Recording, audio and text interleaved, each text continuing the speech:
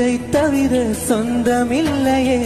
காதலிக்கும் முன்பு இந்த உலகே எந்த சொந்தமானதே காதல் வந்த பின்பு